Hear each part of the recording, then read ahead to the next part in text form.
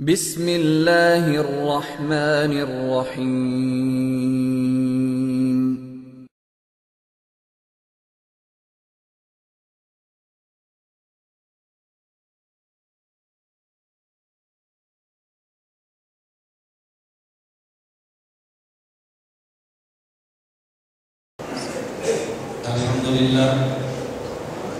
الحمدللہ نحمده ونستعینه ونستغفره ونؤمن به ونتوکل علیہ ونعوذ باللہ من شرور انفسنا ومن سیئات اعمالنا من يهده الله فلا مضل له ومن يضلل فلا هادي له ونشهد ان لا اله الا الله وحده لا شريك له ونشهد أن سيدنا ومولانا محمدا عبده ورسوله أما بعد فأعوذ بالله من الشيطان الرجيم بسم الله الرحمن الرحيم اليوم أكملت لكم دينكم اللهم صل على محمد وعلى آل محمد كما صليت على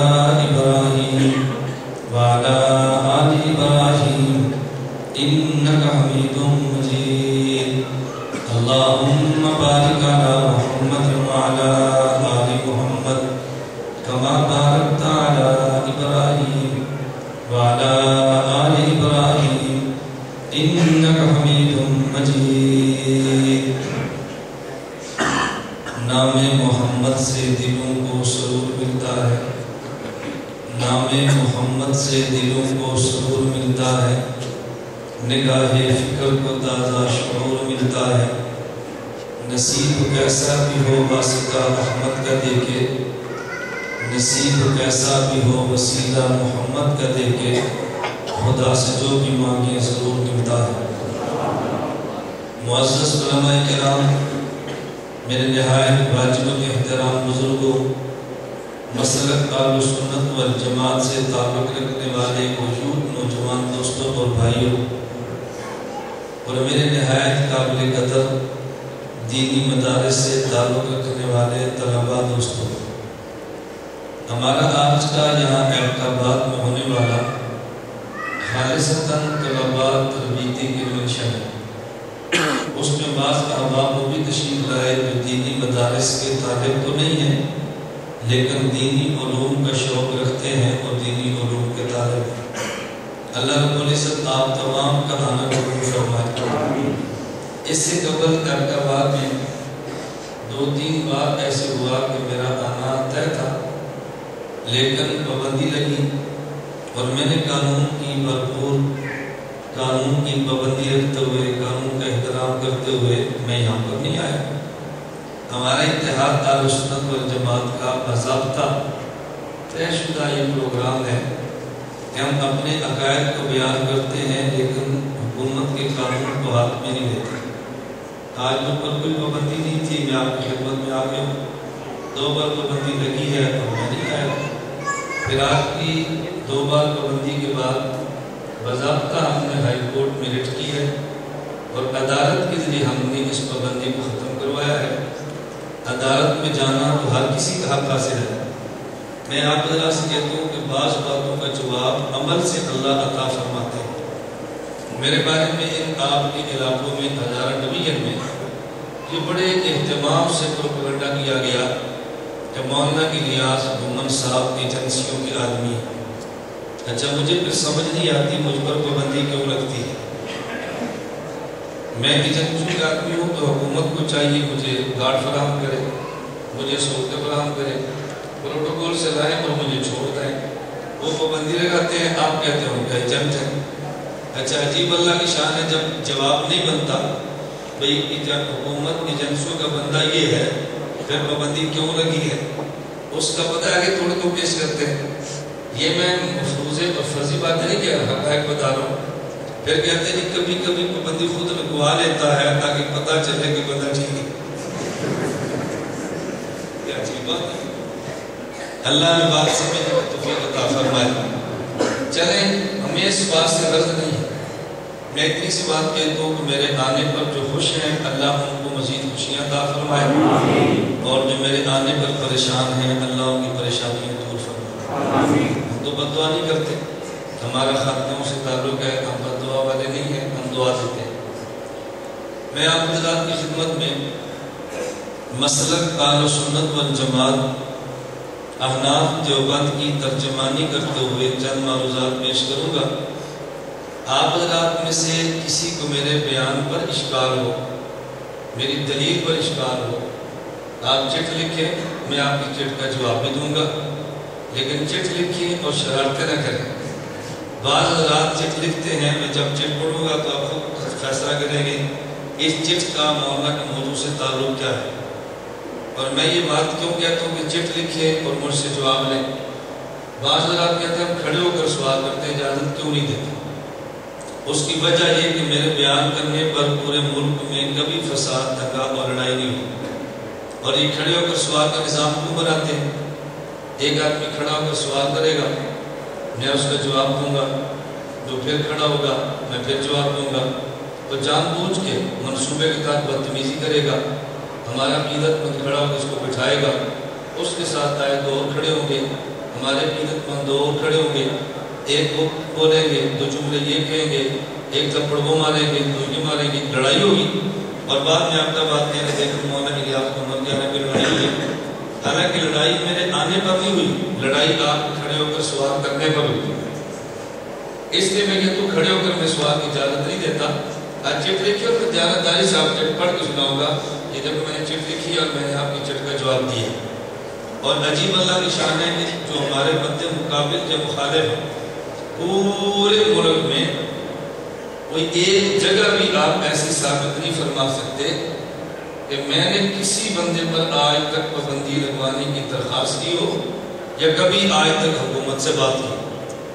ہمارا موقع بھی ہوتا ہے، ہمارے بھی دلائل ہیں، ان کی بھی دلائل ہیں، ہمارا بھی نظریہ، ان کا بھی نظریہ، وہ بھی بیان کریں، ہم بھی بیان کریں، لوگ ہمیں بھی سنیں، لوگ انہیں بھی سنیں۔ اگر ہمارے عقیدے پر اطمینان ہے ہمیں لے لیں، ان پر اطمینان ہے ان کو لے لیں، نہ درخواستیں ہم دیں نہ درخواستیں وہ دیں۔ یہ بات ٹھیک ہے غلط ہے؟ کوئی آج تک ہم نے پابندی کی کوشش نہیں کی، اور کوئی پابندی لگوائے تو ہم اس پر دام تان بھی نہیں کرتے۔ ہر آدمی اپنے ذوق کے مطابق بات کہتا ہے، اس کو کہنی چاہیے۔ اللہ رب العزت مجھے بات سمجھانے کی اور آپ کو بات سمجھنے کی توفیق عطا فرمائے۔ ہمارا مسلک اہل سنت والجماعت احناف دیوبند ہے۔ ہمارے اس مسلک میں 4 لفظ آتے ہیں، نمبر 1 سنت، نمبر 2 جماعت، نمبر 3 احناف اور نمبر 4 دیوبند۔ ہم چاروں کو ساتھ لے کر چلتے ہیں۔ سنت کا مطلب کیا ہے؟ اچھی طرح بات سمجھ لیں۔ سنت کا مطلب کیا ہے؟ قرآن کریم کی ایک مسئلے پہ کبھی 2 آیتیں ہوتی ہیں، قرآن کریم کی ایک مسئلے پہ کبھی 3 آیتیں ہوتی ہیں، ایک مسئلے پہ نبی پاک صلی اللہ علیہ وسلم کی بلکہ مرتبہ 2 حدیث مبارک ہوتی ہیں۔ سارا قرآن پیغام خداوندی ہے، ساری احادیث پیغام خداوندی ہے، لیکن سارے قرآن پر عمل کرنا چاہیں تو کبھی عمل کرنا ممکن نہیں ہوتا، اور بعض آیات پہ عمل کرنا چاہیں عمل کرنا جائز نہیں ہوتا۔ ساری احادیث پہ عمل کرنا ممکن نہیں ہوتا، بعض احادیث پہ عمل کرنا جائز نہیں ہوتا۔ آپ کہیں گے جن آیات پہ عمل کرنا ممکن نہیں ہے وہ کون سی آیات ہیں؟ ہم تو سنتے ہیں سارا قرآن آئی عمل کے لیے ہے، اور یہ کہتا ہے بعض آیات پہ عمل ممکن نہیں ہے۔ آپ حضرات فرمائیں سورۃ البقرہ کی تلاوت کریں تو سورۃ البقرہ کا آغاز کن لفظوں سے ہے؟ الف لام میم ذالک الکتاب، یہاں سے ہے نا، الف لام میم ذالک الکتاب ہے، الف لام میم سے شروع ہے۔ اچھا دوسری سورۃ سورہ آل عمران کہاں سے شروع ہے؟ وہ بھی الف لام میم سے شروع ہے۔ اچھا مجھے بتائیں جو پورے قرآن کریم کا دل ہے، سورہ یاسین وہ کہاں سے شروع ہے؟ یاسین۔ اچھا قرآن کریم کی دونوں صورتوں کو بھی لے لیں جو بڑی ہیں، قرآن کریم کے دل کو بھی لے لیں، تو میں اگر آپ سے پوچھوں الف لام میم کا معنی کیا ہے آپ بتا سکتے ہیں؟ میں پوچھوں یاسین کا معنی کیا ہے آپ بتا سکتے ہیں؟ تو جب الف لام میم کا معنی آتا نہیں ہے تو عمل کیسے کرے گا؟ جب یاسین کا معنی نہیں آتا تو عمل کیسے کرے گا؟ جب نون کا معنی نہیں آتا عمل کیسے کرے گا؟ ताहा का माना नहीं आता, अमल कैसे करेगा? अलिफ लाम मीम काफ हा या, जब इनका माना नहीं आता अमल कैसे करेगा? माना आएगा तो अमल करेगा। मालूम इन हुरूफ मुक़त्ताअत को आयात हैं कि जिनका माना भी नहीं आता अमल भी नहीं हो सकता। तो पता चला कुरान करीम के बहुत सारी आयात वो हैं कि जिन पे अमल करना बंदे के इख्तियार में मुमकिन ही नहीं है। इसी तरह अहादीस मुबारका में बहुत सारी अहादीस वो हैं कि जिन पे अमल करना मुमकिन ही नहीं है। आपको ये हदीस कौन सी है? मैं हज़ारों की तादाद में गिनवा सकता हूँ, मैं एक तो बताऊँगा, आप खुद गिनती शुरू कर देंगे। नबी करीम सल्लल्लाहु अलैहि वसल्लम बैतुल मुक़द्दस से अर्श मुअल्ला तक ये है, ये नबी के मेराज का सफ़र है। कोई बंदा मेराज में जो सफ़र करना चाहे तो कर सकता है। हदीस मुबारक में नबुव्वत का सफ़र मौजूद है, लेकिन आप नहीं कर सकते, हमारे बस में नहीं है कि हम वहाँ तक का सफ़र कर गुजरे। मेरे पैगम्बर ने भी एक वक्त 9 बीवियाँ निकाह में रखी है, कोई बंदा रखना चाहे तो जायज़ ही नहीं है। तो बाज़ अहादीस को जिन पर अमल करना मुमकिन नहीं है और बाज़ अहादीस को जिन पर अमल करना जायज़ ही नहीं है। कुरान करीम में तौरात का तज़किरा मौजूद है, तौरात पर अमल जायज़ नहीं है। इंजील का तज़किरा मौजूद है, लेकिन इंजील पर अमल जायज़ है, इसलिए कि तौरात पहले दौर की किताब है, इंजील पहले दौर की आसमानी किताब है।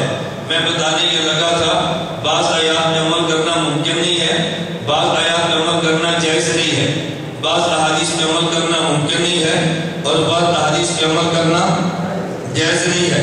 लेकिन एक मामला सुन्नत का है, हमने अपना नाम अहले कुरान नहीं रखा, इसलिए कि कुरान की सारी आयात में अमल मुमकिन नहीं है। अपना नाम अहले हदीस नहीं रखा, सारी आयात हदीस में अमल करना मुमकिन नहीं है। अपना नाम अहले सुन्नत रखा है। आपको एक सुन्नत मुझे बताना कि ये सुन्नत है और उस पर अमल करना मुमकिन नहीं है, अमल करना जायज़ ही नहीं है। अगर पैगम्बर की सुन्नत पे अमल करना मुमकिन ना हो, अगर पैगम्बर की सुन्नत पे अमल करना जायज़ ना हो, तो नबुव्वत ये ऐलान क्यों करे? मन तमस्सका बिसुन्नती इंद फसादी उम्मती फलो अजरु मिअती शहीद। पैगम्बर की ऐलान क्यों फरमाए? जो एक सुन्नत को जिंदा करेगा अल्लाह 100 शहीद का अजर देगा। ये नबुव्वत का ऐलान क्यों है? मन अहया सुन्नतम मिन सुन्नती उम्मीदत बादी फक़द अहब्बनी व मन अहब्बनी कान मई फिल जन्नह। जो मेरी मुर्दा सुन्नत को जिंदा करेगा अल्लाह उसको मेरे साथ जन्नत में जगह अता फरमाएगा। ये मेरे नबी ने ऐलान क्यों किया है? इसका मतलब सुन्नत में अमल करना है। तरगीब उस चीज़ की दी जाती है कि जिस पर अमल मुमकिन भी हो और जिस पर अमल करना मुमकिन ना हो, उसकी कभी अल्लाह कुरान करीम में और पैगम्बर अपनी हदीस में तरगीब देते ही नहीं है। इसलिए हमने सुन्नत की बात की है, हमें अहले सुन्नत कहते हैं। मेरी बात को अच्छी तरह समझना। मैं बता ये रहा था कि कभी एक मसले पे 3 आयतें होती हैं, मैं एक मिसाल देता हूँ। कभी एक मसले पे 2 आयतें होती हैं, मैं एक मिसाल देता हूँ। कुरान करीम उठा कर देखें, एक मसले पे 3 आयतें मौजूद हैं। वो 3 आयतें किस मसले पर हैं? शराब के बारे में हुक्म नाजिल हुआ, आयतें 3 हैं। पहली आयत शराब के बारे में नाजिल हुई, यसअलूनका अनिल खम्रि वल मैसिर कुल फीहिमा इस्मुन कबीर व मनाफ़िउ लिन्नास। शराब में फ़वाइद भी है, शराब में नुकसानात भी हैं, लेकिन नुकसान शराब के नफ़े पर गालिब है। शराब के बारे में दूसरी आयत उतरी है, कुरान करीम में है, या अय्युहल्लज़ीना आमनू ला तक़रबुस्सलाता व अंतुम सुकारा। जब शराब पिया और नशा हो तो नमाज न पढ़ना। अभी भी शराब को हराम को नहीं कहा। शराब के बारे में तीसरी आयत नाजिल हुई, या अय्युहल्लज़ीना आमनू इन्नमल खम्रु वल मैसिरु वल अंसाबु वल अज़लामु रिज्सुम मिन अमलि शैतान फज्तनिबूहु। ये देखो शराब ये नापाक है, इस शराब से तुम्हें बचना चाहिए। अब अहमदाबाद के दोस्तों मुझे बताओ, शराब के मसले में कितनी आयतें नाजिल हुई हैं? अगर कोई बंदा आपसे पूछे कि शराब का हुक्म क्या है, आप कहें तो नुकसान भी है और फायदा भी है, लेकिन नुकसान ज्यादा है और हराम तो नहीं है। आप इस पे अमल कर लोगे? कोई भी अमल नहीं करेगा। कोई बंदा पूछे शराब का हुक्म क्या है, मौलवी साहब कहते हैं कि जब नशा पिया हो, शराब पी और नशा हो तो नमाज न पढ़ना, और जब नशा उतर जाए तो पढ़ लेना, लेकर हराम नहीं है। आप इसका फतवा मान लोगे? हालांकि कुरान में मौजूद है, लेकिन आप फिर भी नहीं मानोगे। आप किसको मानोगे? कुरान करीम की जो आखिर में आयत नाजिल हुई कि शराब को अल्लाह ने नजस फरमा दिया, फरमाया शराब नापाक है। अब एक मसले में आयतें 3 उतरी हैं। हम पहले 2 आयतों की तिलावत तो करते हैं, लेकिन पहली 2 आयतों पर अमल नहीं करते। तीसरी आयत की तिलावत भी करते हैं, अमल भी करते हैं। تیسری آیت کی تلاوت بھی کرتے ہیں، عمل بھی کرتے ہیں۔ تو ایک مسئلے کے جو آخری آیت ہوتی ہے اس آیت کی حیثیت سنت کی ہوتی ہے۔ سنت کا معنی یہ ہے یہ وہ طریقہ جو قیامت تک چلنا ہے۔ اب پہلی جو دو آیتیں ہیں ان کی قیامت تک تلاوت تو چلنی ہے، ان کے حکم قیامت تک نہیں چلنے۔ تیسری آیت کی تلاوت بھی چلنی ہے، حکم بھی چلنا ہے۔ تیسری آیت کی تلاوت بھی چلنی ہے، حکم بھی چلنا ہے۔ تو سنت کا معنی کیا ہے؟ قرآن کریم کا آخری حکم جو قیامت تک کے لیے ہے، میرے پیغمبر کی حدیث میں آخری حدیث جو قیامت تک کے لیے ہے۔ میں بتا ہی رہا تھا ایک مسئلے پر 3 آیتیں بھی ہیں، ایک مسئلے پر 2 آیتیں بھی ہیں۔ اچھا ایک بات میں طلباء کے لیے عرض کرتا ہوں، اہل علم دوسرے بھی اس پر یقیناً محفوظ ہوں گے۔ قرآن کریم نے شراب کو حرام نہیں کہا، قرآن کریم نے کہا شراب نجس ہے۔ کیا کہا؟ نجس ہے۔ اگر قرآن کریم شراب کو حرام کہہ دیتا تو قرآن کریم کے حرام کہنے سے شراب کا نجس اور ناپاک ہونا معلوم نہ ہوتا، لیکن جب قرآن نے نجس کہا، ناپاک ہونے کا پتہ بھی چلا، حرام ہونے کا پتہ بھی چلا۔ اس کی وجہ دنیا میں کتنی چیزیں جو حرام ہیں لیکن وہ ناپاک نہیں ہیں۔ اگر کسی بندے کی جیب میں سود کا 1000 کا نوٹ موجود ہو، وہ حرام تو ہے لیکن وہ ناپاک تو نہیں ہے۔ زہر کا کھانا حرام تو ہے لیکن زہر ناپاک تو نہیں ہے۔ مٹی کا کھانا حرام تو ہے لیکن مٹی کا کھانا ناپاک تو نہیں ہے نا۔ اگر کوئی بندہ کسی قلم چوری کر لے تو یہ قلم چوری کا حرام تو ہوگا لیکن ناپاک تو نہیں ہے۔ تو کتنی چیزیں دنیا میں حرام ہے لیکن وہ ناپاک نہیں۔ لیکن ایک چیز مجھے آپ گنوا دیں کہ جو ناپاک ہو لیکن حرام نہ ہو۔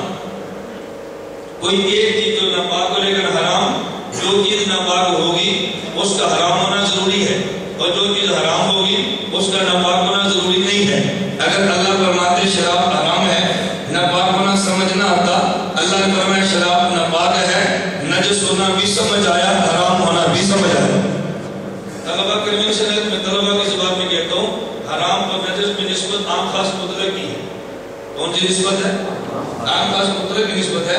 عام خاص مطلق تو سمجھتے ہیں نا۔ میں کوئی بیان میں ایسی بات اس لیے کہتا ہوں کہ میرے بارے پروپیگنڈا کرتے ہیں جاہل آدمی ہے، میں نے کہا پھر آپ پریشان کیوں ہیں؟ جاہل آدمی بیان کر کے چلا جائے گا، تمہیں کیا نقصان ہے؟ پریشان بھی ہو جائے پھر کہتے جاہل آدمی، تو جاہل کے آنے پر تو زیادہ پریشان نہیں ہونا چاہیے نا۔ ہم تمہیں جاہل سمجھتے ہیں، تمہارے یہاں پر کبھی پریشان نہیں ہوتے، تم ہمیں جاہل سمجھتے پھر پریشان کیوں ہوتے؟ تو بات سمجھ آ رہی ہے؟ چلے آگے چلے۔ ایک مسئلے پر 2 آیتیں، میں بڑے اختصار سے مضمون دلا رہا ہوں۔ ایک مسئلے پر 2 آیتیں قرآن کریم میں ہے، وَالَّذِينَ تَوَفَّوْنَ مِنكُمْ وَيَذَرُونَ أَزْوَاجًا وَصِيَّةً لِأَزْوَاجِهِمْ مَتَاعًا إِلَى الْحَوْلِ غَيْرَ إِخْرَاجٍ۔ خامن فوت ہو جائے تو عورت کی عدت 1 سال۔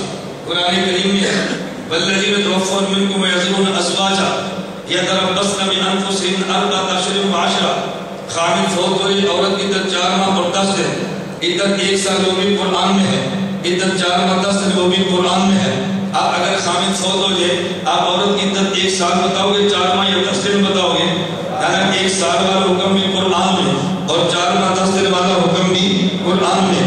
1 سال والا حکم بدل گیا، 4 ماہ 10 دن والا حکم بعد میں آیا ہے۔ ہم 1 سال والے حکم کو سنت تو نہیں کہیں گے، قرآن کہیں گے، اور 4 ماہ 10 دن والے کو قرآن بھی کہیں گے، سنت بھی کہیں گے۔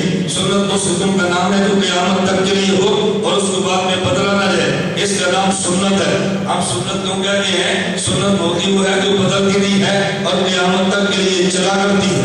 ایک مسئلے پر 2 حدیثیں بھی ہوتی ہیں، لیکن ایک حدیث پہلے دور کی، ایک بعد والے دور کی۔ میں ان میں سے 2 چیزیں بتا دیتا ہوں۔ مثال کے طور پہ نمبر 1 حدیث، نبی کریم صلی اللہ علیہ وسلم نے فرمایا، كنت نهيتكم عن زيارة القبور فزوروها۔ میں نے تمہیں قبرستان جانے سے منع کیا تھا، اب میں تمہیں قبرستان جانے کی اجازت دیتا ہوں۔ پہلے نبی نے منع کیا، وہ بھی حدیث ہے، پھر نبوت نے اجازت دی تو یہ بھی حدیث ہے۔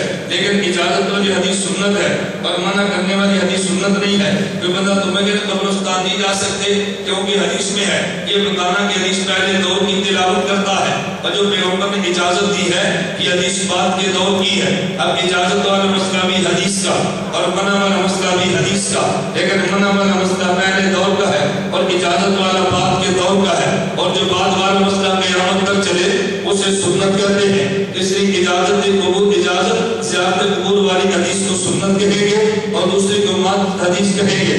نمبر 2 مسئلہ حدیث مبارک میں موجود ہے، میرے پیغمبر صلی اللہ علیہ وسلم نے وللضالین پڑھا اور آمین فرمایا اور اونچی آواز سے فرمایا۔ ترمذی میں روایت موجود ہے، نبوت میں وللضالین پڑھا، آمین فرمایا اور آمین آہستہ فرمایا، یہ بھی ترمذی میں موجود ہے۔ امام ترمذی ان دونوں میں سے آمین بالجار کو پہلے لائے ہیں، آمین بالصدق کو بعد میں لائے ہیں۔ آمین بالجار والی حدیث پہلے دور کی ہے، ہم اس کو سنت نہیں کہتے۔ آمین بالصدق والی حدیث بعد کے دور کی ہے، ہم اس کو سنت کہتے ہیں۔ میں بتانے یہ لگا تھا، ہمارا مسلک اہل سنت ہے، ہمارا مسلک اہل قرآن نہیں ہے، ہمارا مسلک اہل سنت ہے، ہمارا مسلک اہل حدیث نہیں ہے، کیونکہ قرآن کریم کی آیات تو ساری مانتے ہیں لیکن عمل کون پر ہے جو ایک مسئلے پر آخری دور میں اترے۔ حدیث تو ساری مانتے ہیں، عمل کون احادیث پر ہے جو ایک مسئلے پر آخری دور میں اترے۔ ہم اس لیے اہل سنت کہتے ہیں، ہم نے پہلی زندگی کی بجائے آخری زندگی دے دی ہے۔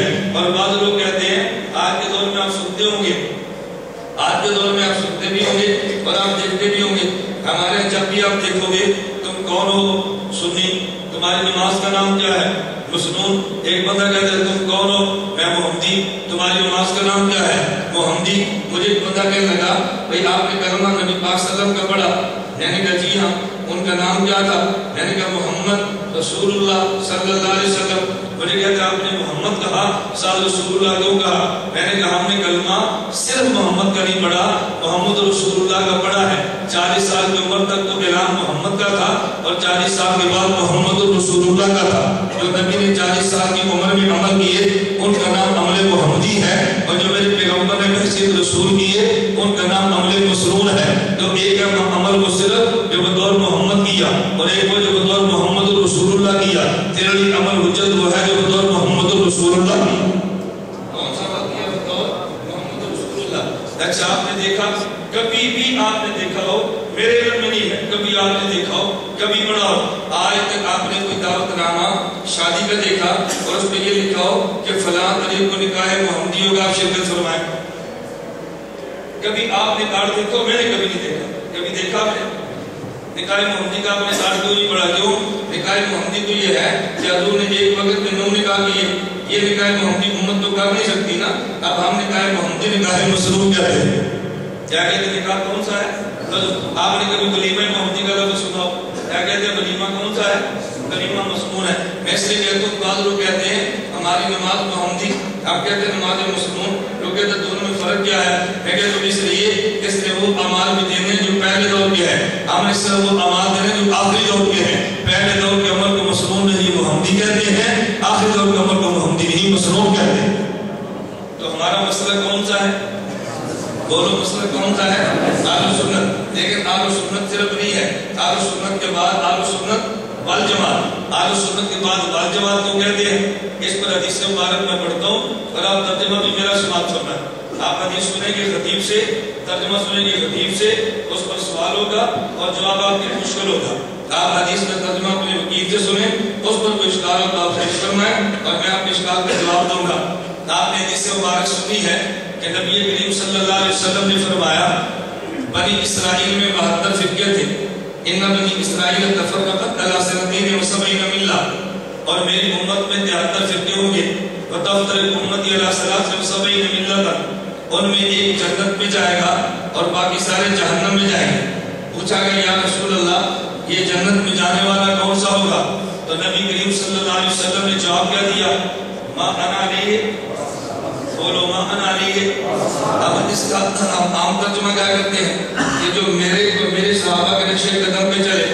مجھے بندہ کہنے لگا کیا نبی اور صحابہ کا نقش قدم جدا جدا تھا؟ میں نے کہا نہیں۔ تو کہتا پھر حضور یہ فرماتے تھے ما انا علیہ، جو میرے نقش قدم پہ چلے وہ جنتی فرقہ ہے، وہ ناجی فرقہ ہے۔ تو نبی پاک نے یہ کیوں فرمایا ما انا علیہ و اصحابی، جو مجھ اور صحابہ کے نقش قدم پر تھے؟ جب نقش قدم دونوں کا ایک ہے، اصحابی کہنے کی ضرورت کیا تھی؟ میں نے کہا توجہ رکھنا، کیونکہ تو نے ترجمہ خطیب سے سنا تجھے اشکال پیدا ہوا، یہ ترجمہ وکیل سے سن تو اشکال پیدا نہیں ہوگا۔ کہتے آپ کیا ترجمہ کرتے ہیں؟ میں نے کہا میں ترجمہ کرتا ہوں، نبی کریم صلی اللہ علیہ وسلم سے پوچھا جنت میں جانے والا فرقہ کون سا ہوگا؟ فرمایا ما انا علیہ، جو اس دین کو لے جو میرا ہے اور شرع ان سے لے جو میرے صحابہ کا۔ دین کون سا لے جو میرا ہے اور شرع کون سی لے جو میرے صحابہ کی ہے؟ آیت وہ لے جو مجھ پر اتری ہے اور معنی وہ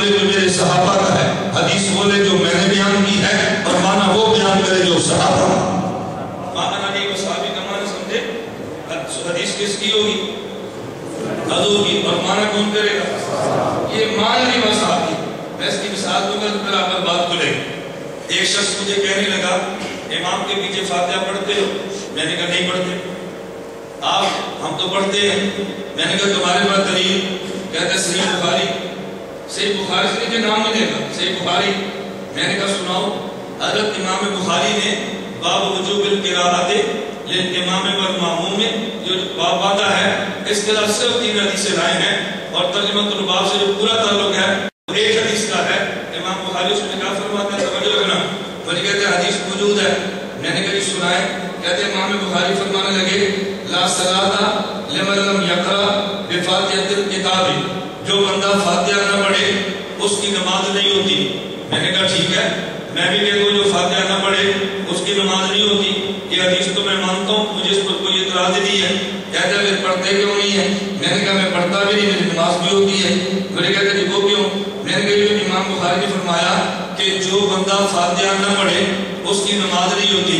عربی کا لفظ من ہے, اردو میں ترجمہ جو ہے. من جو بندہ, یہ من سے مراد کون ہے؟ کہتا جی امام بھی ہے, مقتدی بھی ہے, اکیلا بھی ہے. میں نے کہا یہ معنی اللہ کے نبی نے خود کیا ہے. مجھے کہتا ہے نہیں. تو میں نے کہا یہ معنی کس نے کیا ہے؟ کہتا ہے کسی نے کیا کرنا ہے. عربی تو ہمیں بھی آتی ہے, من ہوتے سب کے لیے ہے. میں نے کہا قرآن کہتا ہے من سب کے لیے نہیں ہے. مجھے کہتے ہیں کہاں لکھا ہے؟ میں نے کہا قرآن کہتے ہیں یستغفرون لمن فی الارض. فرشتے ان کے لیے استغفار کرتے ہیں جو زمین میں ہے. تو بل کلنٹن کے لیے بھی ہے, اوباما کے لیے بھی ہے, فرعون و حامون کے حامان کے لیے بھی ہے. کہتے ہیں نہیں. تو میں نے کہا پھر من عام نہ ہوا نا, اس من سے مراد کچھ خاص لوگ ہوں گے نا. کہتے جی پھر آپ بتائیں. میں نے کہا یہ پہلے آپ اپنا زور پورا کر لیں پھر ہم لگائیں گے. تم نے کہا یہ جو فاتحہ نہ پڑھے اس کے پیچھے نماز نہیں ہوتی. جو سے مراد خواہ امام ہو, خواہ وہ مقتدی ہو, خواہ اکیلا ہو. تو تو نے تو من سب کے لیے پیش کر دیا. میں کہتا ہوں نہیں, اس من سے مراد ہر بندہ نہیں ہے, اس من سے مراد اکیلا ہے. اگر بندہ اکیلا نماز پڑھے اور فاتحہ نہ پڑھے اس کی نماز نہیں ہوتی. میں نے کہا مجھے یہ بتا میں اب تو فیصلہ کیسے کریں گے؟ حدیث تو بھی یہ پڑھتا ہے, حدیث میں بھی یہ پڑھتا ہوں. ایک ترجمہ تو کرتا ہے, ایک ترجمہ میں کرتا ہوں. اب کس کا ترجمہ ٹھیک اور کس کا غلط ہے اس کی بنیاد کیا ہوگی؟ میں نے کہا تو بتا دے. کہتے ہیں عربی جانتے ہیں. میں نے کہا عربی تو بھی جانتا ہے, عربی میں بھی جانتا ہوں. تو نے کہا من کا معنی اکیلا, مقتدی, امام تینوں ہے. میں نے کہا من کا معنی تینوں نہیں ہے, من کا معنی اکیلا ہے. تو دونوں نے ترجمہ تو پڑھ لیا. میں نے کہا ٹھیک کس کا غلط کس کا؟ توجہ رکھنا. کہتے ہیں آپ بتائیں. میں نے کہا تو نے بنیاد بنی وہ تو غلط ہے, میری بنیاد تو حدیث ہے. کہتے ہیں وہ کون سی؟ میں نے کہا نبوت نے اعلان کیا کہ دیکھو جنت میں جانے والا ہوگا جو حدیث مجھ سے لے اور اس کا مطلب میرے صحابی سے لے. توجہ. تو یہ جو حدیث تو نے پڑھی ہے یہ حدیث پیغمبر سے تو نے سنی ہے. کہتا ہے نہیں. میں نے کہا میں نے سنی ہے. کہتا ہے نہیں. میں نے کہا کس نے سنی ہے؟ کہتا ہے پیغمبر کے صحابی نے رضی اللہ عنہ. تو میں نے کہا پھر معنی صحابی سے لے لینا تاکہ مسئلہ حل ہو جائے. کہتا ہے جی. تو میں نے کہا آپ بتا دو اس کا معنی جو صحابی نے کیا. کہتے ہیں میرے علم میں تو نہیں ہے, آپ بتا دو. میں نے کہا میرے علم میں ہے. کہاں لکھا ہے؟ میں نے کہا بخاری استاد ہے, امام ترمذی شاگرد ہے, اللہ کے پیغمبر استاد ہے, جابر بن عبداللہ رضی اللہ عنہ پیغمبر کے صحابی شاگرد ہے. یہ حدیث بخاری میں موجود ہے. امام بخاری کسی صحابی سے اس کا ترجمہ اور معنی نہیں لائے.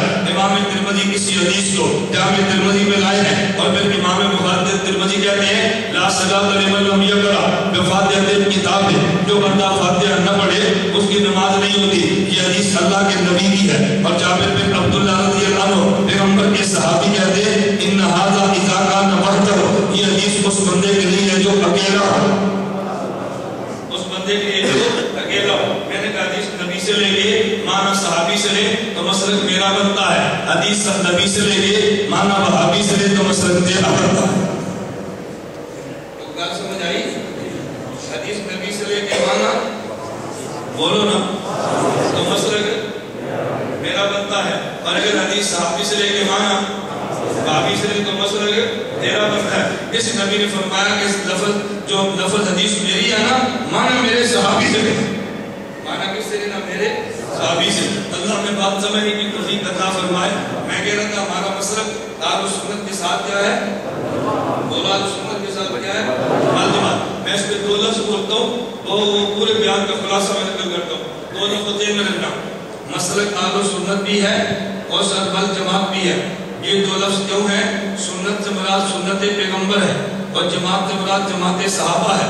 دیوبند کا عقیدہ ہے نبی نمائندہ خدا ہوتا ہے، صحابی نمائندہ مصطفیٰ ہوتا ہے۔ نبی نمائندہ ہے، بولو نا، نبی نمائندہ ہے، صحابی نمائندہ ہے۔ میں یہ پتہ چلے کہ میرے آنے پر پابندیاں لگتی ہیں کیوں؟ لڑائی نہیں ہوتی، مسئلہ کھلتا ہے، لڑائی نہیں ہوتی، مسئلہ کھلتا ہے، عقیدہ کھلتا ہے، دلائل اس میں کھلتے ہیں، اور تو کچھ بھی نہیں۔ میں جتنی بار آپ کا بات میں آیا کبھی لڑائی نہیں، پورے خیبر پختونخوا میں جاتا ہوں کوئی لڑائی نہیں ہے۔ ابھی میں نے پورے سندھ کا دورہ کیا ہے، کوئی لڑائی نہیں۔ کشمیر کا دورہ کیا ہے، کوئی لڑائی نہیں۔ کوئٹہ بلوچستان کا دورہ کیا ہے، کوئی لڑائی نہیں۔ آج آپ کا بات میں آیا ہوں، کوئی لڑائی ہوئی ہے؟ نہ ہوئی ہے، نہ ہوئی، کچھ بھی نہیں ہونا، صرف یہ کہ مسئلہ کھلتا ہے۔ کیا کھلے گا؟ مسئلہ۔ میں بتا رہا تھا نبی نمائندہ ہے، نبی نمائندہ خدا اور صحابی نمائندہ ہے، نبی نمائندہ خدا، صحابی نمائندہ ہے مصطفیٰ۔ زندگی میں انشاءاللہ میں شامل فصل گفتگو کروں گا نمائندہ خدا اور نمائندہ مصطفیٰ کا مطلب کیا ہے۔ میں اس پہ دلائل شروع کروں گا۔ ایک چھوٹا سا نقطہ ذہن میں رکھ لو، انبیاء کی تعداد کتنی ہے؟ 1,24,000 اور صحابہ کی تعداد کتنی ہے؟ 1,24,000۔ کیوں؟ یہ کیوں تجھے خطیب نہیں بتائے گا، کیوں تجھے وکیل بتائے گا؟ انبیاء کی تعداد کتنی؟ بولو نا، 1,00,000 اور صحابہ کی تعداد کتنی؟ یہ ایک جیسی تعداد کیوں ہے؟ میں کہتا ہوں چونکہ نبی نمائندہ خدا ہے، صحابی نمائندہ مصطفیٰ ہے۔ اللہ نے اپنے مصطفیٰ کو اعزاز دیا کہ جتنے نمائندے میرے اتنے ہی تیرے، جتنے میرے اتنے ہی تیرے۔ تجھ میں نمائندگی میری قدم ہے، ان میں نمائندگی تیری قدم ہے۔ تیرے بعد تو میرا نمائندہ مانے تو وہ بھی بے ایمان ہے، ان کے بعد تو تیرا نمائندہ مانے تو وہ بھی بے ایمان۔ بات سمجھ آئی؟ تو بات سمجھ آئی آپ نے؟ میں وکیل ہوں نا بھائی، خطیب خوش ہوتا ہے گانے پر، وکیل خوش نہیں ہوتا۔ میرے جلسوں میں خط خانہ نہیں ہے، میرے جلسوں میں سناٹا خاموشی ہے، ہمارے دلائل سنو۔ اور تمہیں ایسے مولی بہت کم ملیں گے، نعرہ نہیں، دلائل سنو۔ جتنا وقت تمہیں نعرے اتنا وقت میں دلائل میں کیوں رہے؟ میری بات سمجھ آ رہی ہے؟ میں نے آپ کو نقطہ دیا ہے، نبی نمائندہ ہے، بولو نا، صحابی نمائندہ ہے، سنت والجماعت، سنت پیغمبر، جماعت صحابہ۔ نبی کو نمائندہ خدا مانا ہے، صحابی کو نمائندہ مصطفیٰ مانا ہے۔ کلام اللہ کا مانا لے تو مصطفیٰ ہے، حدیث کا مانا لے تو پھر صحابی ہے، پیغمبر ہے۔ میں یہ بات کہنے لگو، اگر تمہیں قرآن کو سمجھنا ہے پھر نبی کے در پہ، اگر حدیث کو سمجھنا ہے صحابی کے در پہ۔ نبی کو چھوڑ دے قرآن نہیں ملتا، صحابی کو چھوڑ دے حدیث نہیں ملتی۔ قال اللہ پیغمبر کہے قرآن بنتا ہے، قال رسول صحابی کے حدیث بنتا ہے۔ زبان پیغمبر بھی حجت ہے، زبان صحابی بھی حجت ہے۔ نبی کی زبان کو حجت نہ مانے تب بھی بے ایمان ہے، صحابی کی زبان حجت نہ مانے تب بھی بے ایمان ہے۔ آپ لوگ سنت والجماعت کا معنی سمجھے؟ سنت پیغمبر اور جماعت مراد جماعت صحابہ مراد ہے۔ میں بتا یہ رہا تھا مسلک اہل سنت والجماعت۔ آگے چلے، میں بات سمیٹتا ہوں۔ نمبر 3 لفظ کیا ہے؟ احناف۔ ہم نے کہا مسلک اہل سنت بھی ہے، مسلک والجماعت بھی ہے، میری دلیل پہ غور کرنا۔ آگے احناف بھی ہے، تو تھوڑا سا وقت اوپر ہو جائے تو میں آپ کا مہمان ہوں یا نہیں؟ بولو نا، کبھی گھر میں مہمان ہے تو مسجد میں قاضی صاحب پوچھے یار تم نماز میں کیوں نہیں آئے؟ کہتے جی مہمان آ گئے تھے۔ اس کا مطلب آپ کے مہمان آئے تو مسجد میں نہ آئے تو گنجائش ہے، اور مجھ جیسا مہمان ہے تو کچھ نماز موقع بجے تو گنجائش ہوتی ہے کہ گنجائش موجود ہے نا؟ چلے ذرا بات سمجھنا۔ میں بتانے لگا تھا اہل سنت، سنت سے مراد نمائندہ خدا ہے اور جماعت سے مراد نمائندہ ہے مصطفیٰ۔ توجہ رکھنا، آگے میں نے کہا احناف ہے۔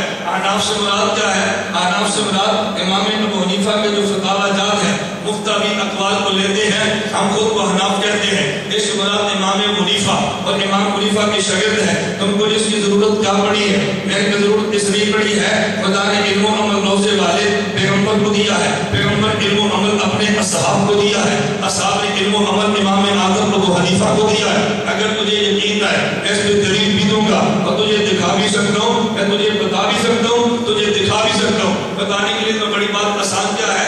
اللہ نے علم و عمل نبی کو دیا۔ حضور کے جانشین کا نام صدیق ہے، صدیق کے جانشین کا نام عمر ہے، عمر کے جانشین کا نام عثمان ہے، اور عثمان کے جانشین کا نام علی المرتضیٰ رضی اللہ عنہ۔ میرے دلائل پہ توجہ کرنا، علی المرتضیٰ رضی اللہ عنہ۔ مجھے یہ بتاؤ پیغمبر ابھی چچے رہے نا، تو مجھے بات پوری کرنے دو، یہ خسر خسر چھوڑو، پیار ختم ہوگا نا، میں تم سب سے ٹکٹ لے کے تمہارا شوق پورا کر کے اٹھوں گا، تم گھبراؤ نہ انشاءاللہ۔ مفہوم ہے انشاءاللہ. میری بات ذرا سمجھ لو. میں کیا بتا رہا تھا؟ میرے نبی کا جانشین کون ہے؟ بولو نا کون ہے؟ اس کا معنی علوم نبوت صدیق کو ملے ہیں، اور صدیق کا جانشین کون ہے؟ عمر ہے. تو صدیقی نے علوم نبوت کو لے کے منتقل عمر کو کی ہے. عمر کے جانشین کون ہے؟ عثمان غنی ہے. اس کا معنی یہ ہے عثمان غنی نے سب علوم کو لے کے عثمان کو دیا ہے. تو صدیق بھی مدینہ میں، عمر بھی مدینہ میں، اب عثمان بھی مدینہ میں، اور یہ سب علوم علی المرتضیٰ کو ملے ہیں. اس کا معنی یہ ہے اگر آپ نے علوم عثمانی، علوم فاروقی، علوم صدیقی، علوم نبی لینے ہیں تو علی المرتضیٰ کے در پہ جانا پڑے گا. یہ دروازہ سارے علوم کا ہے. اس کو پیغمبر نے یوں سمجھایا انا مدینہ العلم وعلی بابھا. کچھ محمد کو شہر علم کہتے ہیں، علی کو شہر علم کا دروازہ کہتے ہیں. شہر علم مدینہ منورہ میں ہے اور شہر علم کا دروازہ کوفہ میں ہے. کوفہ علی کی جائے شہادت ہے، ابو حنیفہ کی جائے ولادت.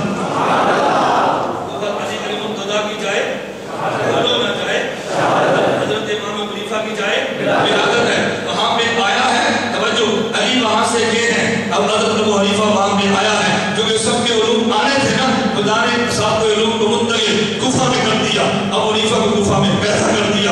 امام آل بلخ حلب بن قیوم کہتے ہیں جاء من اللہ الی الرسول ومنهم الی الصحابہ ومنهم الی التابعین ومنهم الی ابی حنیفہ. ومنهم الی ابی حنیفہ. خدا کے علم حضرت کو ملا ہے، حضرت کے علم صحابہ کو ملا ہے، صحابہ کا تابعین کو ملا ہے، اور تابعین کے علم امام اعظم ابو حنیفہ کو ملا ہے. اس لیے کہہ رہا تھا ہم نے امام ابو حنیفہ کو کیوں مانا ہے؟ اس لیے سب کے علوم کا جامع ہے. ان کے بعد ہمیں سارے علوم ملے ہیں. احناف کسی کو کہتے ہیں، یعنی کہ میں تجھے بتا بھی سکتا ہوں توجہ اور تجھے دکھا بھی سکتا ہوں. تو کہہ رہے جی دیکھیں گے کیسے؟ اللہ آپ سب کو مدینہ لے جائے. اللہ آپ کی برکت سے مجھے بھی لے جائے. اللہ آپ کو بھی لے جائے اور آپ کی برکت سے مجھے بھی لے جائے. ہم تو برکت کے قائل ہیں. میاں والی میرا بیان تھا، تو جب میں بیان کے لیے پہنچا میرے میزبان مجھے ہر بیان میں کچھ ہدایات دیتے ہیں، اور میرے میزبان کہنے لگے محمد آپ نا آج ان کی رعایت کریں، آج 70% مجمع ان کا ہے. یعنی کہ اس کا مطلب یہ کہ مسئلہ ہی کوئی بیان ہوتا ہے کہ وہ تو سمجھے نا 70% ہے. مجھے کہتے نہیں آپ تھوڑا سا خیال فرما لیں. میں نے کہا خیال فرمانے کو یہ مطلب سمجھاتے نا، کہتے ہیں آج یہ مسئلہ بیان نہ کریں کوئی اور کر لیں. میں نے کہا ہمارا تو پورا دین ہے بھائی، ہم تو رائٹ والے ہیں. ہمارا تو پورا دین ہے نا، ہم تو رائٹ والے ہیں. اور قائد صاحب کو بتایا تو کچے کو کیوں ہم مہر والے رائٹ بلاتے ہیں. ہمارا رائٹ والے کو پوری مہر لگی ہے. توجہ رکھنا. میں نے کہا ہم تو رائٹ والے ہیں. کہتے ہیں کیا مطلب؟ میں نے کہا رائٹ والے تو آواز لگاتے ہیں اللہ نے کامیابی پورے دین پر. میرا مضمون تو پورا دین ہے نا. چلو آج یہ نہیں، آج میں دوسرا مسئلہ بیان کر دیتا ہوں. میں نے مسئلہ بیان کر دیا، بخاری پہ گفتگو تھی.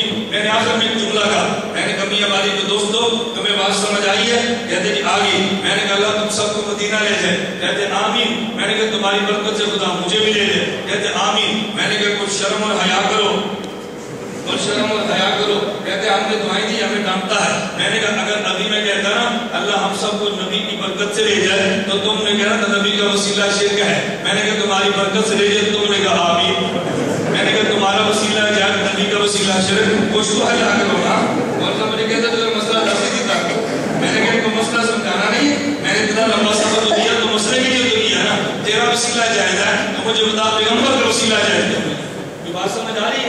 میں بتا رہا تھا مجھے ایک ساتھی مدینہ منورہ ملا اور مجھے کہنے لگا نبی پاک صلی اللہ علیہ وسلم کا وسیلہ دے کر مانگنا جائز ہے. میں نے کہا تو بتا دے کوئی وسیلہ دے کر مانگنا جائز بھی ہے؟ تیری نظر میں کوئی وسیلہ ہو؟ مجھے کہتے جی ہاں. میں نے کہا کس کا وسیلہ؟ توجہ رکھنا. میں کہتے جی نماز کا وسیلہ دے کر مانگ لو. میں نے کہا نماز تجھے ملی ہے؟ کہتے نہیں. میں نے کہا نماز کہاں سے آئی؟ کہتے عرش سے. میں نے کہا کون لایا؟ کہتے اللہ کے نبی. میں نے کہا حضور نہ ہوتے تجھے مل جاتی؟ کہتے نہیں. میں نے کہا پھر نماز کا وسیلہ بھی تو پیغمبر کی ذات ہے. نماز کا وسیلہ بھی تو نبوت کی ذات ہے نا. یہ وسیلہ نکال دے تو نماز ہی نہیں ملتی. پھر اس کا کیا مطلب؟ مجھے کہنے لگا نہیں پھر بھی آپ ایسا کریں درود پڑھ لیں، نماز پڑھ لیں، قرآن کی تلاوت کریں، اعمال کا وسیلہ دے کر اللہ سے مانگے، نبی کا وسیلہ دے کر اللہ سے نہ مانگے. میں نے کہا کیوں نہ مانگے؟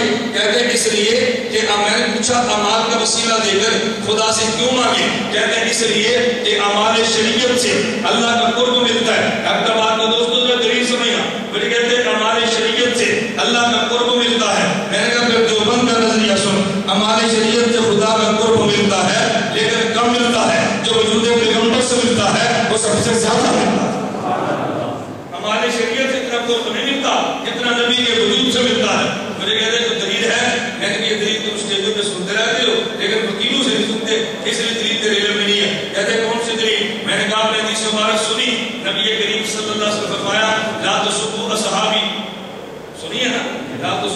اصحابی، میرے اصحاب کی شان میں نزیبہ جملہ نہ کہنا، اس کا معنی گالیاں نہ کیا کرو، نزیبہ جملہ میرے صحابہ کی شان میں نہ کہنا.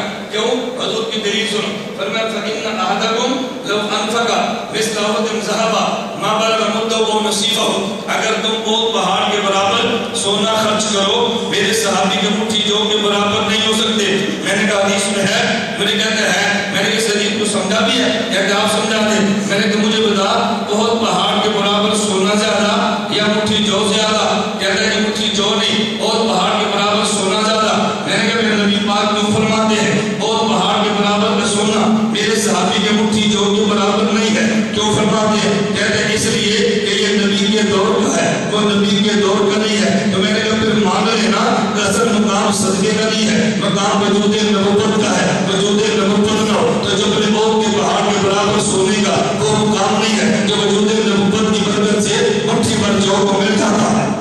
میں نے کہا کہ نمازوں سے وہ قرب نہیں ہے جو پیغمبر کے وجود سے قرب ملتا ہے. صحابی کا تو اعزاز یہ تھا اس کو نبی کا وجود ملا ہے، تیرا اعزاز تجھے نماز ملی ہے اور صحابی کا اعزاز سے نماز والا ملا. ہمیں کیا ملی ہے؟ نماز، روزہ، اور صحابہ کو نماز والا. میں نے کہا نماز کا وسیلہ جائز ہے، نماز والے کا جائز نہیں ہے. یہ ہم نے پہلی بار منتخب سنی ہے. روزے کا وسیلہ جائز ہے، روزے والے کا وسیلہ جائز نہیں ہے. اور خود جس نے عمل وسیلہ دیا اس کا وسیلہ جائز نہیں ہے. یہ عجیب بات ہے. اور نبی تمہیں وسیلے کا مسئلہ نہ دیتا تو تم وسیلہ دے کر مانگتے کیسے؟ مسئلہ وسیلے کا بھی دوسرے دیا. پھر نکتے پہ غور کرنا، خود مسئلے وسیلے کا وسیلہ بھی پیغمبر کی ذات، خود مسئلے وسیلے کا وسیلہ بھی پیغمبر کی ذات ہے. میں بتا یہ رہا تھا احناف کون ہے. میں نے بتایا، میں آپ کو بتاؤں گا بھی، میں آپ کو دکھاؤں گا بھی. میں نے آپ کو بتایا نا حضور نے علم کس کو دیا؟ صدیق کو. ان کے جانشین کون؟ محمد. ان کے جانشین ان کے جانشین. اچھا علی المرتضیٰ کہاں تھے؟ علی المرتضیٰ کا جائے، حضرت امام حنیفہ کا جائے. توجہ، اس کا معنی یہ علوم وہاں چلے گئے نا اور وہ علوم ہم نے لے لیے. احناف کا معنی یہ تھا ہم سنت اور لیتے ہیں اور جماعت صحابہ سے لیتے ہیں لیکن امام ابو حنیفہ کے ذریعے سے لیتے ہیں. مجھے ایک بندہ اچھا آپ نے کہا تھا دکھاؤ، میں نے کہا میں دکھا بھی دے دو. مجھے کہتے ہیں کہاں لکھا ہے؟ میں کہتا اللہ سب کو مدینہ لے. اللہ کہاں لے جائے؟ مدینہ. ایک ساتھی مجھے کہنے لگا کہ مولانا مدینہ منورہ کہاں بیٹھے ہیں؟ میں نے کہا میں تمہیں بتاتا ہوں. کہتے جی کہاں پہ؟ آپ جب مدینہ منورہ جاؤ تو دیکھنا میں نے کہا مسجد نبوی کا یہ کونا میرے پیغمبر کا روزہ ہے. اس کے بعد ذرا دیکھیں تو جو چھتریاں ہیں، ایک پہلی چھتری ایک دوسری چھتری ہے، اس کے پیچھے جو سکون ہے میں وہاں بیٹھوں. آپ جا کے دیکھنا. وہاں پر آ گیا. میں نے کہا دیکھ لیا. کہتے جی دیکھا. میں نے کہا مسجد نبی میں کھڑا ہو جا، یہ درمیانے دروازے کو ذرا یوں دیکھ کیا لکھا ہے. مجھے کہتے ہیں ابو بکر. میں نے کہا کیا لکھا ہے؟ کہتے ہیں عمر. میں نے کہا آگے کیا لکھا ہے؟ کہتے ہیں عثمان. میں نے کہا آگے کیا لکھا ہے؟ کہتے ہیں علی. میں نے کہا پھر آگے کیا لکھا ہے؟ کہتے ہیں عباس. میں نے کہا کیا لکھا ہے؟ حسن و حسین. میں نے کہا ادھر آ جا، یہ میرے نبی کے روضے کے سامنے صدور کے اوپر کیا لکھا ہے؟ کہتے ہیں نعمان بن ثابت. میں نے کہا میری بات سمجھ آئی؟ کہتے نہیں آئی. میں نے کہا ہمارا نظریہ ہے خدا نے علم محمد روزے والے نبی کو دیا ہے، اس نبی نے صحابہ کو دیا ہے اور صحابہ نے امام اعظم ابو حنیفہ کو دیا. میں نے کہا میں تجھے دکھا بھی دیتا ہوں، بتا بھی دیتا ہوں. کیا بتانا مان لے یا دکھانا مان لے؟ ہم حنفی ہیں، بات سمجھے؟ اہل سنت بھی والجماعت بھی اور حنفی بھی. اور جتنا قرب امام ابو حنیفہ کے ذریعے جلدی پیغمبر کا ملتا ہے اتنا دنیا میں جلدی کسی کے ذریعے آدمی پیغمبر تک کون کا نہیں ہے؟ صحابہ کے بعد. میرا پرسوں جگہ پر بیان تھا، بیان ختم بخاری کی تقریب میں تھا. میں نے دوستوں سے کہا ایک بندہ مجھے کہتا ہے کہ مولانا ہم تو امام اعظم ابو حنیفہ کو بھی مانتے ہیں اور ہم تو حضرت امام بخاری کو بھی مانتے ہیں، لیکن امام بخاری کی بجائے آپ امام حنیفہ کو ترجیح کیوں دیتے ہیں؟ میری دلیل سننا. میں نے کس لیے ہم عاشق مدینہ ہیں. کہتے جی عاشق مدینہ امام بخاری نہیں تھے. توجہ رکھیں. میں نے کہا امام بخاری بھی تھے. کہتے ہیں پھر فرق کیا ہے؟ میں نے کہا فرق یہ ہے آپ کے احمد آباد سے تو مدینہ منورہ جہاز ہے اور 5 گھنٹے میں جائے اور ایک جہاز 1 گھنٹے میں جائے. آپ کس پہ جانا پسند کرو گے؟ بولو کس پہ جانا پسند کرو گے؟ کیوں؟ عاشق مدینہ ہے، 5 گھنٹے میں لے کے 1 گھنٹے میں لے کر چلو. میں نے کہا امام بخاری سے بولا ہم نے مدینہ منورہ جانا ہے. امام بخاری کہتے ہیں چلو، اور ہمیں کیسے لے کر چلتے ہیں؟ ابھی قال حدثنا احمد بن اشتابہ قال حدثنا محمد بن حسین عن عمارة بن القعقاع عن ابی زرعہ عن ابی ہریرہ قال قال رسول اللہ. 5 واسطے دیے اور مدینہ لے گئے. ہم نے امام ابو حنیفہ سے پوچھا مدینہ جانا ہے، کہتے چلو، اور کیسے لے کر چلے؟ عن ابی حنیفہ عن انس بن مالک قال قال رسول اللہ. عن ابی حنیفہ عن عبد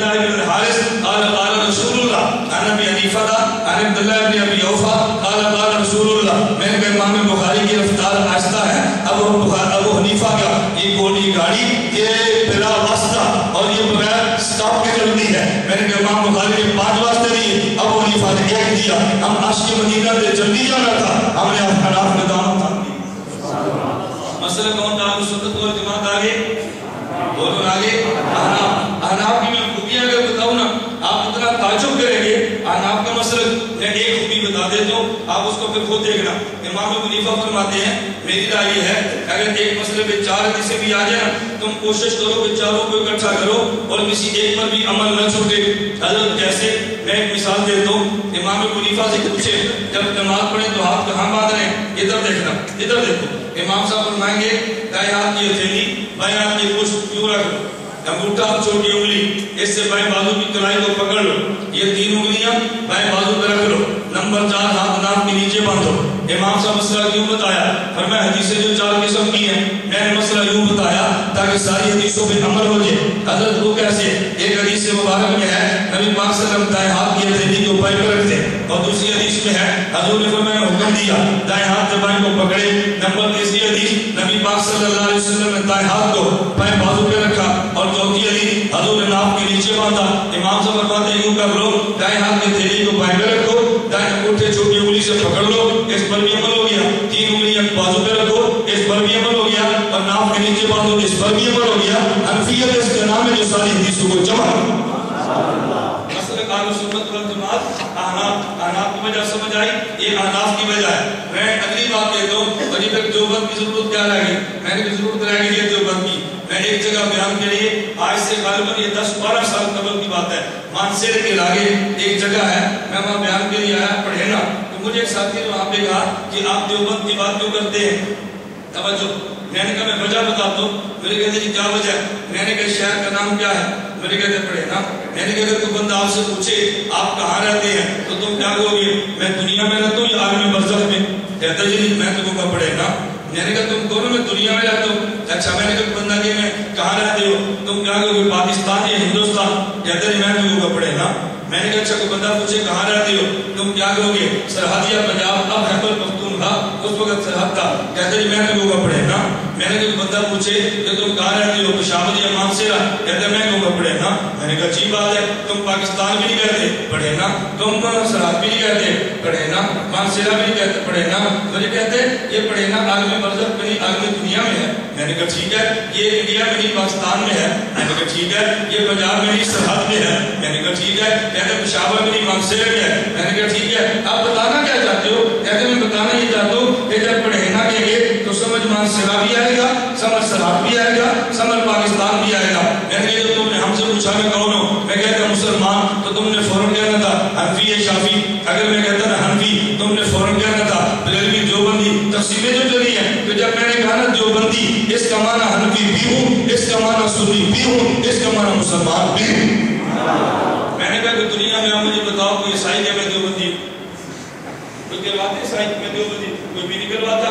میں نے کہا کوئی بریلوی کہتا میں دیوبندی ہوں؟ کہتا ہے کوئی بھی نہیں. تو میں نے کہا کون کہلواتا ہے؟ کہتا ہے آپ. میں نے کہا دیوبندی کہنے کا معنی حنفی بھی ہے, سنی بھی ہے, مسلمان بھی ہے. تو جس طرح پڑھے نا کہنے کا معنی مانسیرا بھی ہے, سرحد بھی ہے, پاکستان بھی ہے, تو دیوبندی کہنے کا معنی حنفی بھی ہے, سنی بھی ہے, اور مسلمان بھی ہے. میں نے کہا سارے اس کو دے پڑھے نا میں آتی ہے, ساری دیوبند میں بھی آتی ہے, ہم خود کو دیوبندی کہتے ہیں. تو بات سمجھ آ گئی ہے ہم کون ہیں؟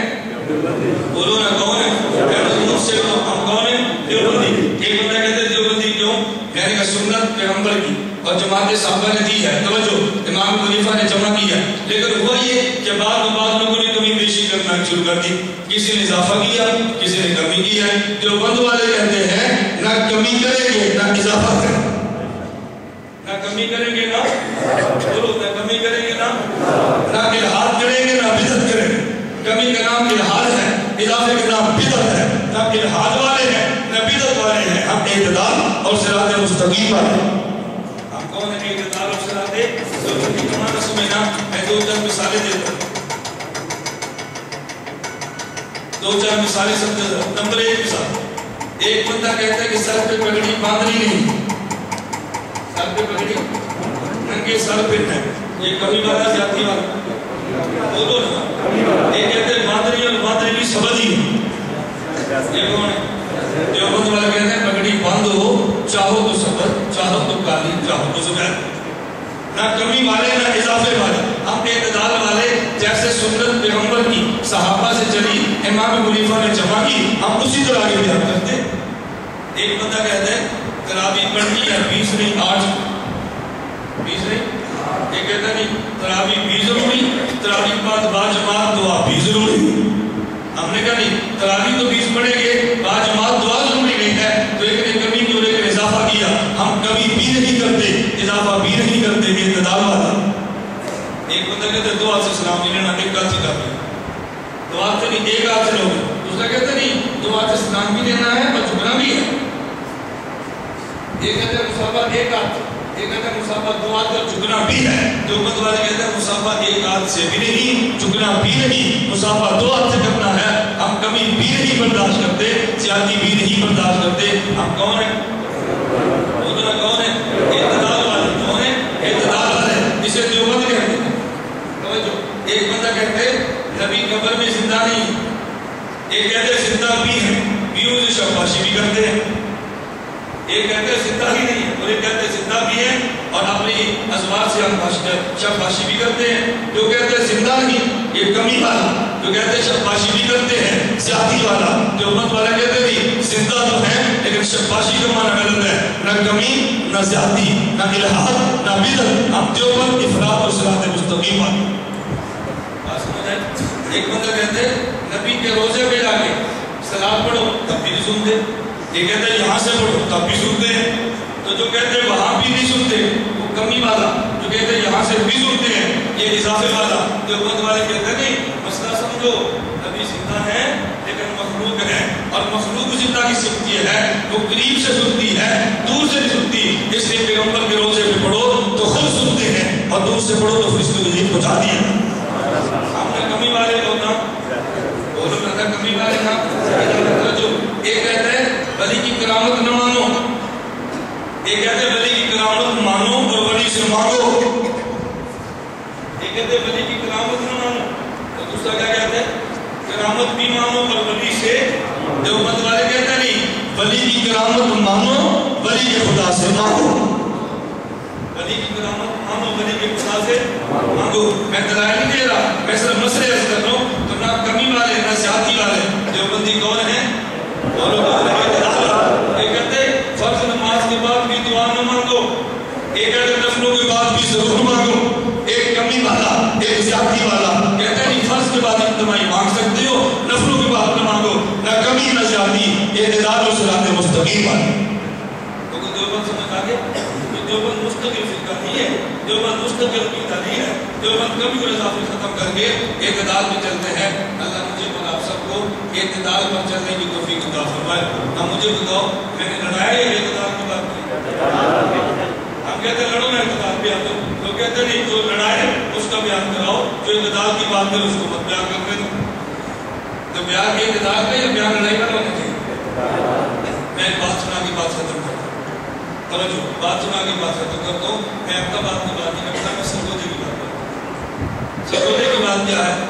मौलाना साहब आपने नमाज पढ़ी है, पढ़ी है, इमाम के पीछे पढ़ी है, इमाम के पीछे पढ़ी है, फातिहा पढ़ी है, पढ़ी, तुम्हारी नमाज अल्लाह तक नहीं पहुँची, फातिहा जो नहीं पढ़ी।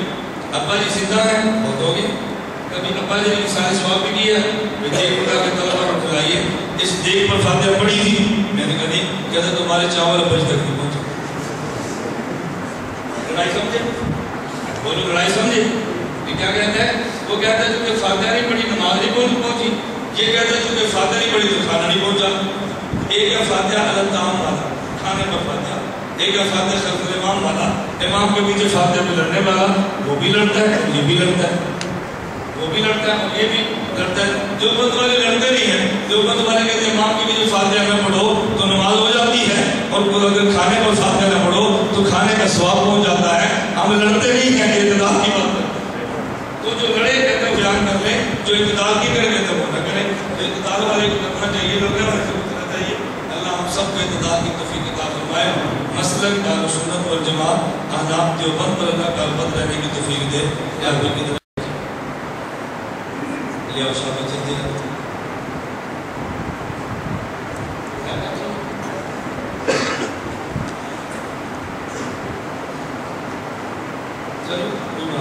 یہ ایک چٹ دی ہے، یہاں یونیورسٹی کے طلباء ہیں، ایک لڑکا جو جماعت مسلمین سے تعلق رکھتا ہے وہ ہمیں تقریبا جو بھی معلوم کہتے ہیں کہ آپ اپنا ویبسائٹ کرتے ہیں، اکثر کافی مفہوم دیتے ہیں تو ہم کیا جواب دیں؟ جماعت المسلمین والے کہتے ہیں کہ ہم 4-5 بندوں کے علاوہ باقی سارے کافر ہیں۔ اس کو لمبے جواب تو میں نہیں سمجھاتا، ایک جواب چاہیے۔ ویسے کہنا حدیث مبارک میں آتا ہے کہ جنت میں جنت والوں کی 120 صفحے ہیں۔ کتنی صفحے؟ ان میں 40 صفحے پہلے انبیاء کی امتوں کی اور 80 صفحے اس امت کی۔ میں نے کہا رائٹ والی صفحے نکال دو، صرف تم ہو، تم پورے مسلح کے پیچھے کھڑے کرو، ان کو نکال دو نا تو پیچھے بچے گا کیسے؟ ان کو ملاؤ گے تو 80 بڑھے گی نا، ان کو نکالو گے تو 80 سے بڑھے ہی نہیں۔ یہ بڑا آسان سے جواب ہے۔ اور مزید باہر کوئی کتاب پڑھی ہوگی پھر کہ جماعت المسلمین کا تحقیق کی جائے، آپ اس کتاب کو لے کر پڑھ لیں۔ ظلم یہ ہے کہ وہ لٹریچر پڑھتا ہے، آپ لٹریچر اپنا نہیں پڑھتے، ظلم یہ ہے۔ آپ اپنا لٹریچر پڑھیں گے تو آپ کو بلا شبہ یہ ہوگا باہر سے کتاب لے لیں گے، یہ صرف چیٹی دے دیں۔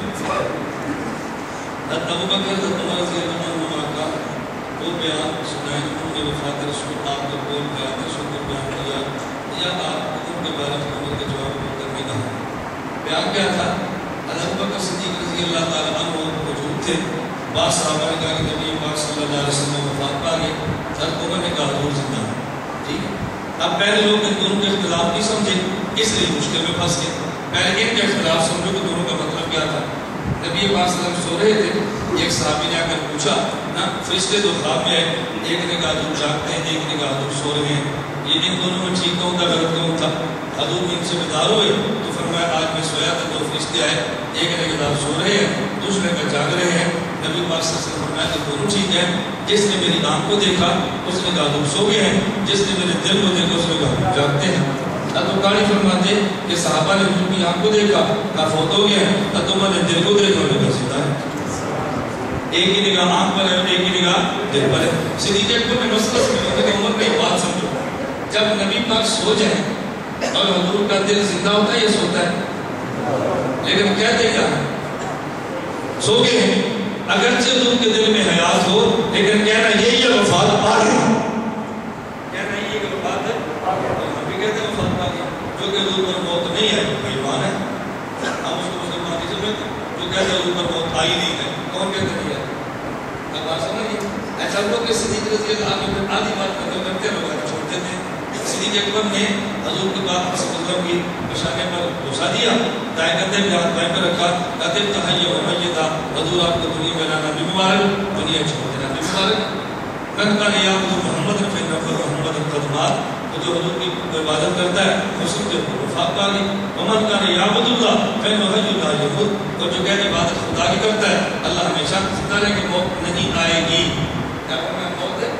یہ بات نکل گئی۔ اگلی بات صدیق اکبر نے کہا والذی نفسی بیدہ لا یذیقک اللہ المعتدین ابدا، حضور اللہ آپ اور خدا کی قسم کبھی تو موت جمع نہیں کرے گا۔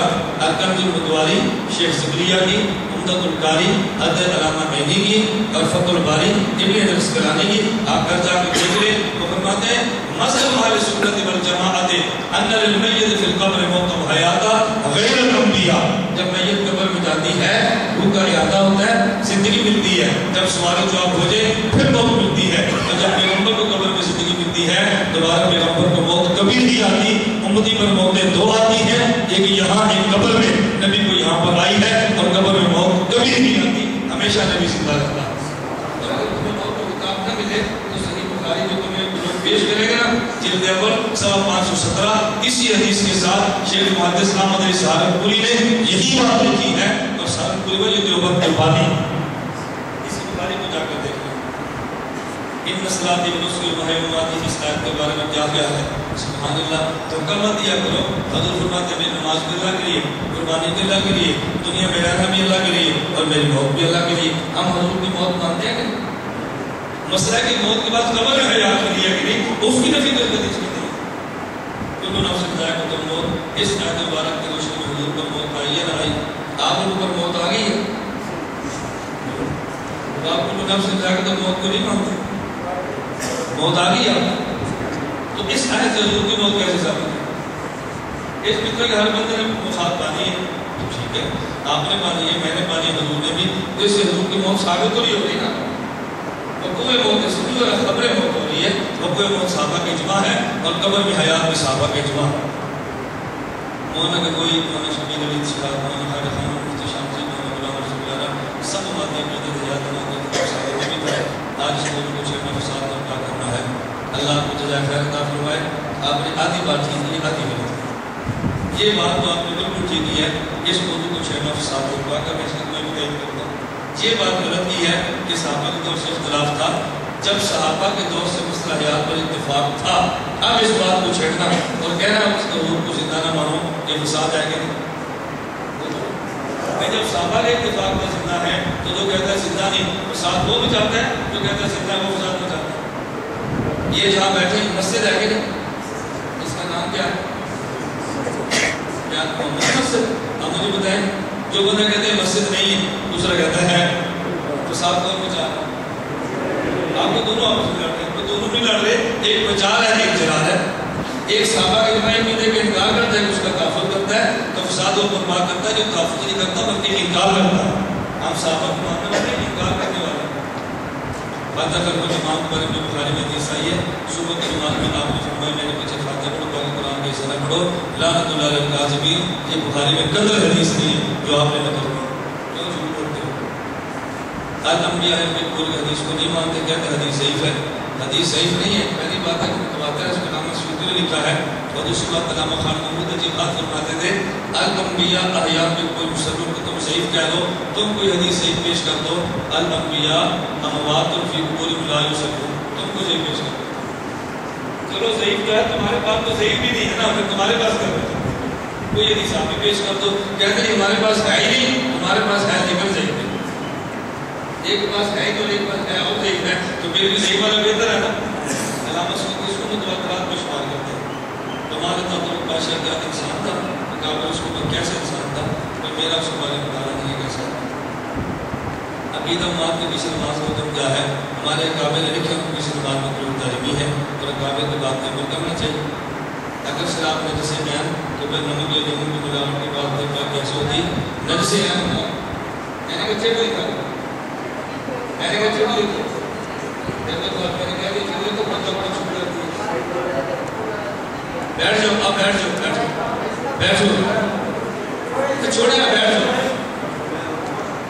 بیٹھ جاؤ میں نے آپ سے پہلے کہا تھا اس کا مطلب بھی لڑائی ہوتی ہے آپ پھر شروع ہو گئے آپ ادھر توجہ تو چھوڑ دو بیٹھ جاؤ بیٹھ جاؤ بیٹھ جاؤ تو بیٹھ جاؤ خاموش ہو جاؤ میرے جواب سنو اگر شراب توجہ یعنی اگر شراب نجس عین یا تو پھر نمک یا لیموں کی ملاوٹ کے بعد پھر بات کیسے ہوتی ہے توجہ میں نے شراب کو نجس العین کہا نجس العین کا دعویٰ تو میں نے خود کر دیا نجس العین میں نے تو نہیں کہا میں نے کہا نہ پاک ہے اور حرام ہے نہ پاک ہونا اور بات ہے نجس العین ہونا اور بات ہے دونوں میں کتنا فرق ہے میں نے عین کہا تو میں نے دعویٰ کر دی الحمدللہ رب العالمین والصلاۃ والسلام علی رسول وعلی آلہ وصحبہ اجمعین اے مولا کریم تمام گناہوں کو معاف فرما خطاؤں سے درگزر فرما جائز حاجت کو پورا فرما مسلک تعلق سنت والجماعت میں